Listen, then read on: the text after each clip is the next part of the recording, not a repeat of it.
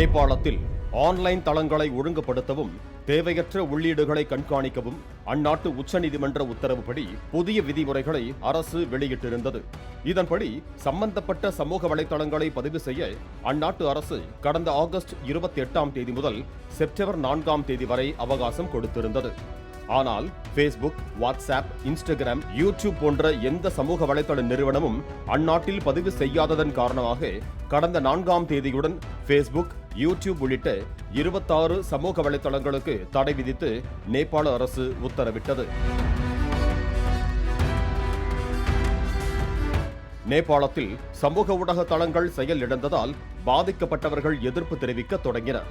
சமூக ஊடக தடைக்கு எதிரான எதிர்ப்பு குரல்கள் பின்னர் ஊழல் எதிர்ப்பு போராட்டமாக மாறியது.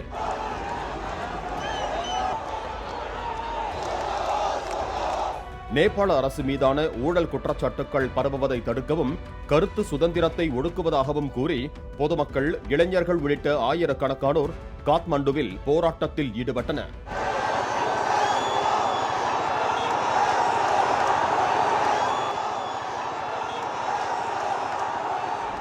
ஊழலை ஒழியுங்கள், சமூக ஊடகங்களை அல்ல, ஊழலுக்கு எதிராக திரண்டிருக்கும் இளைஞர்கள் என்பன உள்ளிட்ட வாசகங்கள் அடங்கிய பதாகைகளை ஏந்தியபடி அவர்கள் பேரணியாக சென்றனர்.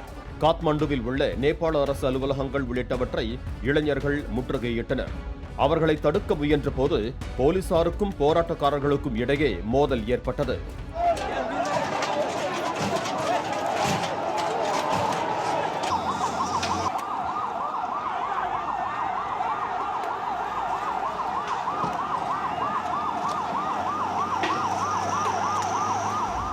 நாடாளுமன்ற வளாகத்தை முற்றுகையிட்ட அவர்கள் பிரதமரின் இல்லத்தை முற்றுகையிட பேரணியாக சென்றனர். போராட்டக்காரர்களை கற்களை வீசி தாக்கியதில் நாடாளுமன்ற வாயில் கதவு சேதமடைந்தது.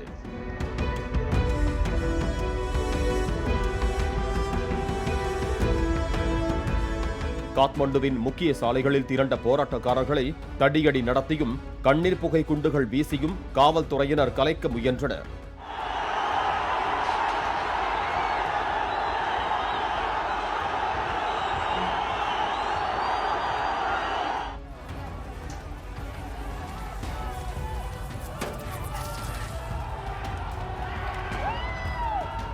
நிலைமை கைமீறி சென்றதை அடுத்து கண்டதும் சுட நேபாள அரசு உத்தரவு பிறப்பித்தது. பாதுகாப்பு படையினர் நடத்திய துப்பாக்கிச் சூட்டில் 20 பேர் உயிரிழந்தனர்.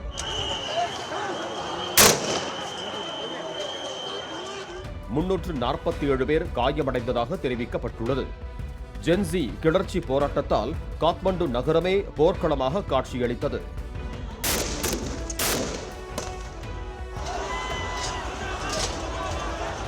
நேற்று இரவு நடைபெற்ற நேபாள அமைச்சரவை கூட்டத்தில் சமூக ஊடகங்கள் மீதான தடையை நீக்குவது என முடிவெடுக்கப்பட்டது. இதையடுத்து நள்ளிரவு முதல் சமூக வலைதளங்கள் செயல்பட தொடங்கின. நேபாள அரசு ஊரடங்கு சட்டம் பிறப்பித்திருந்ததால் காத்மண்டு நகரம் இன்று காலை வெறிச்சோடி காணப்பட்டது. பிளே ஸ்டோர் மற்றும் ஆப் ஸ்டோரில் இருந்து பாலிமர் செயலியை QR கோடு மூலம் பதிவிறக்கம் செய்யுங்கள். செய்திகளை உடனுக்குடன் பெறுங்கள்.